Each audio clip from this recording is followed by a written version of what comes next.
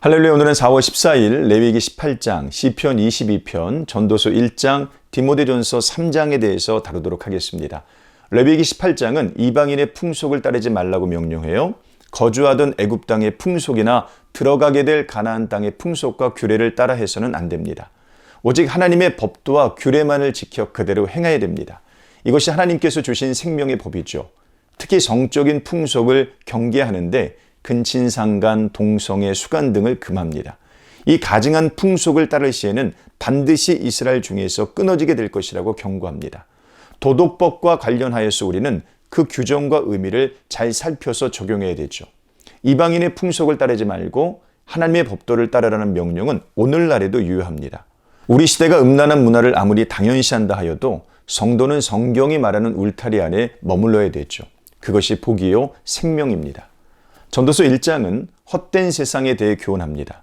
전도자는 이 세상에 속한 모든 것이 헛되다고 말하죠. 그 어떤 것도 참된 유익을 줄 수 없다고 말하고 있습니다. 모든 것은 돌고 돌아 결국 제자리로 갑니다.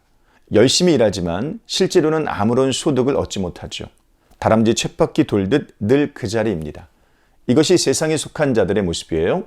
전도자는 마음을 먹고 하늘 아래에서 일어나는 모든 일들을 연구해 봅니다. 지혜를 더 많이 얻어보고 지식을 더 많이 습득해 봤습니다. 하지만 이 모든 것이 바람을 잡는 것과 같을 뿐입니다. 그냥 수고로운 인생에 불과했던 것이죠. 애굽과 가나안의 풍속이 이제 막 민족이 된 이스라엘의 풍속보다 훨씬 탁월하고 뛰어난 것처럼 보여도 그것 또한 바람일 뿐입니다.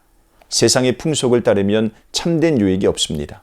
참된 유익은 오직 하나님께만 있습니다. 그러므로 하나님을 신뢰하고 그분의 말씀에 열심히 순종하는 것만이 꽉 찬 인생을 만듭니다. 디모데전서 3장은 교회 직분자의 자격에 관한 교훈이에요. 감독의 직분을 맡을 자와 집사의 직분을 맡을 자에 대해 각각 말하고 있습니다. 한마디로 말하자면 경건한 자라고 할 수 있죠.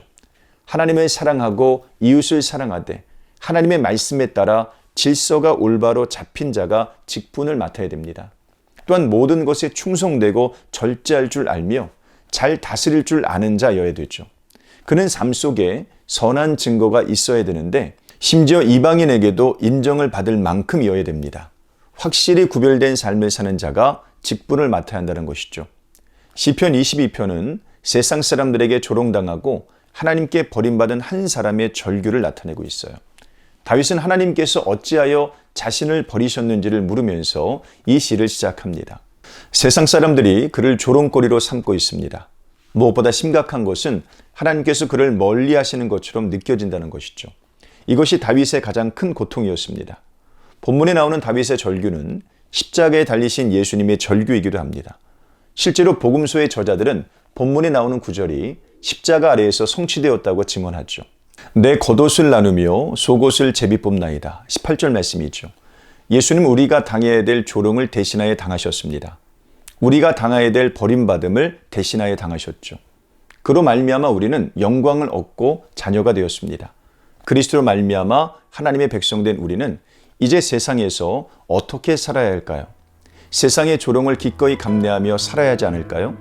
세상의 풍속을 따르기보다는 그리스도의 길을 따라야 하지 않을까요? 하나님의 말씀을 지켜 그대로 행하는 자는 헛된 세상에서도 참된 유익을 얻을 것입니다. 오늘 하루도 이런 삶 사시기를 주님의 이름으로 축원합니다. 고맙습니다.